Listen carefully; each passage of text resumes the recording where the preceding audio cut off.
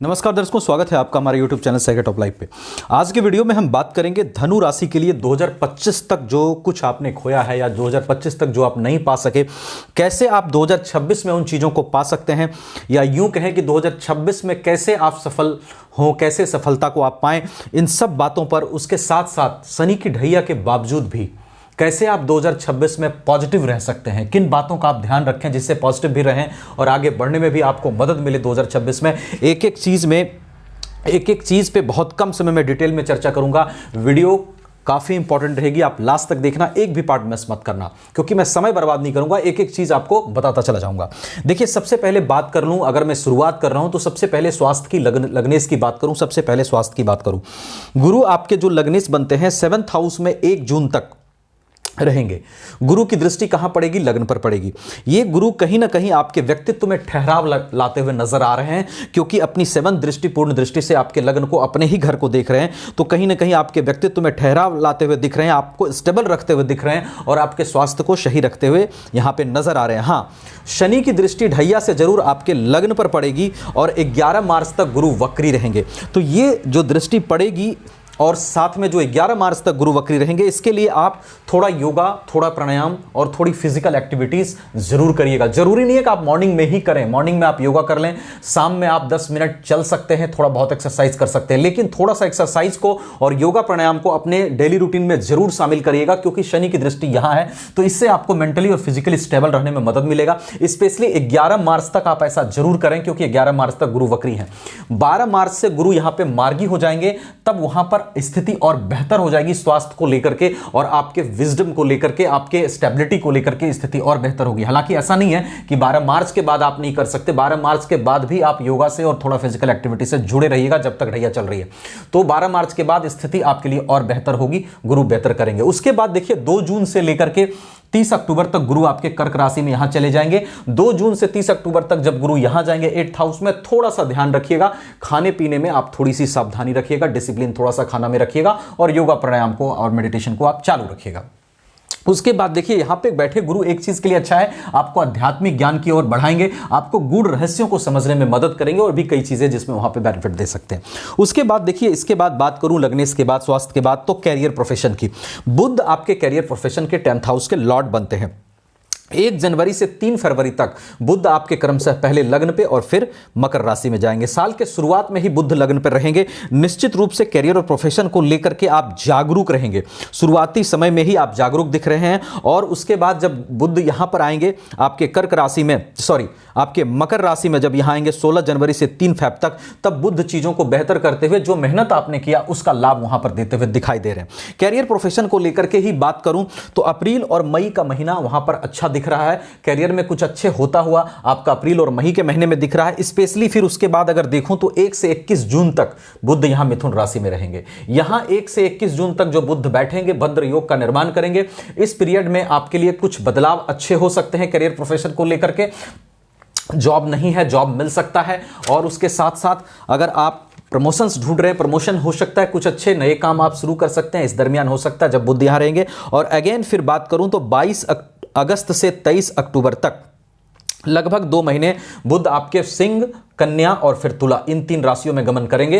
तो यहां पर भी स्थिति बेहतर है आपके लिए। करियर प्रोफेशन से लाभ लेने का समय होगा, करियर प्रोफेशनल में ग्रोथ लेने का समय होगा, प्रोफेशनल ग्रोथ के लिए वो टाइम अच्छा दिख रहा है। तो ये जो समय मैंने बताया, इसमें करियर को लेकर के बदलाव हो सकता है, करियर को लेकर के प्रोफेशनल ग्रोथ हो सकता है, करियर में ग्रोथ हो सकता है, ये सब चीजें आपको दिखाई दे रही है। ध्यान कहां रखना है? देखिए, करियर प्रोफेशन को लेकर के फिर अगर बात करूं तो ध्यान आपको क्या रखना है, मैं टू द पॉइंट एकदम परफेक्ट चीजें बता रहा हूं जो मुझे दिख रही है। तो ध्यान आपको यह रखना है कि फिर बोलूंगा कि शनि की दृष्टि लग्न पर और शनि की दृष्टि इस कैरियर प्रोफेशन के हाउस पे, आपको आलस्य से बचना है। देखिए, शनि श्रम के कारक हैं और शनि जहां देखते हैं उस स्थान की चीजों को रोकते नहीं हैं, उस स्थान की चीजों को पाने के लिए थोड़ा सा मेहनत कराते हैं। तो आपके लिए जो समय बताया उसमें कैरियर प्रोफेशन के लिए समय तो वो सब अच्छा दिख रहा है, लेकिन शनि की दृष्टि यहां है और यहां है। आप निश्चित रूप से क्या करिएगा, मेडिटेशन 10 मिनट जरूर करिएगा। मेडिटेशन क्या करेगा, आपको फोकस्ड रहने में मदद करेगा, स्ट्रेस में नहीं जाने देता है मेडिटेशन। तो यहां पर योगा प्राणायाम और फिजिकल एक्टिविटी वो तो थोड़ा सा रखना है, स्वास्थ्य के लिए। लेकिन थोड़ा मेडिटेशन को भी 10 मिनट्स आप नाइट में करें, जिससे आपका फोकस्ड अच्छा रहे और बुध के प्लेसमेंट से आप लाभ ले सकें, फोकस्ड रह सकें। इस पे ध्यान रखना है। उसके बाद देखिए बात करूं आपके भाग्य की। सूर्य आपका 1 जनवरी से 12 फरवरी तक सूर्य क्रमशः धनु और मकर में रहेंगे। अगेन कहूंगा, सूर्य और मरकरी ही लग्न पर साल की स्टार्टिंग कर रहे हैं, बुध आदित्य योग का निर्माण हो रहा है यहां पे, तो निश्चित रूप से सूर्य आपको भाग्य के लिए जागरूक कर रहे हैं। साल के शुरुआत से ही भाग्य को बेहतर करने की कोशिश आप करेंगे और उसके बाद सूर्य जब यहां मकर में आएंगे धन भाव में, भाग्य का साथ वहां पर बेहतर आपको मिलता हुआ दिखाई दे रहा है। भाग्य के कारण अगर धन कहीं रुका हुआ था तो वो आपको मिल सकता है, पैतृक संपत्ति को क्लियर कर सकते हैं, फैमिली का सहयोग इस दरमियान जब सूर्य मकर में रहेंगे आपके लिए दिखाई दे रहा है। उसके बाद भाग्य को लेकर के बात करूं, 14 अप्रैल से 14 मई, देखिए बाकी टाइम ऐसा नहीं है कि खराब है, लेकिन जो समय आपका ज्यादा बेहतर दिख रहा है उस समय की मैं बात कर रहा हूं। 14 अप्रैल से 14 मई सूर्य मेष में यहां उच्च के रहेंगे, किसी भी ग्रह का पाप प्रभाव भी सूर्य पर नहीं रहेगा। तो 14 अप्रैल से 14 मई के बीच यहां बैठे सूर्य भाग्य के चलते रुके हुए कोई बड़े काम आपके करा सकते हैं। भाग्य का साथ इस दरमियान आपको बेहतर मिलता हुआ दिखाई दे रहा है और इस दरमियान कैरियर प्रोफेशन वगैरह में भी ग्रोथ वगैरह अगर कहीं रुका है तो वो आपका क्लियर हो सकता है। कहीं कोई काम पॉजिटिव है जो आप कराना चाहते हैं, इस दरमियान भी हो सकता है क्योंकि सूर्य की अच्छी स्थिति है। फिर बात करूं भाग्य को लेकर के ही, तो 17 अगस्त से 15 नवंबर तक सूर्य क्रमशः कन्या, सिंह, कन्या और तुला में जाएंगे। यह भी समय होगा 3 महीने का जब आपके लिए भाग्य का साथ बेहतर दिखाई दे रहा है, जहां भाग्य से रुके काम आपके सूर्य बना सकते हैं और भाग्य के चलते जो चीजें आपको एक्सपेक्ट कर रहे हैं भाग्य से वो आपको मिल सकता है। अब भाग्य को लेकर ध्यान कहां रखना है, आप धर्म से थोड़ा जुड़े रहिएगा। यहां पर भाग्य को लेकर के जो ध्यान रखना है, थोड़ा धर्म से जुड़े रहें, मंदिर आप जाते हैं जाएं, धर्म की व्यवस्था से जुड़े रहें, थोड़ा धार्मिक कार्यों को भी अवश्य करें, थोड़ा लोगों को हेल्प भी करें। और क्या ध्यान रखना है भाग्य को लेकर, सूर्य को, भगवान सूर्य को डेली आप प्रणाम करें। ये 2 काम आप भाग्य को लेकर के करिएगा।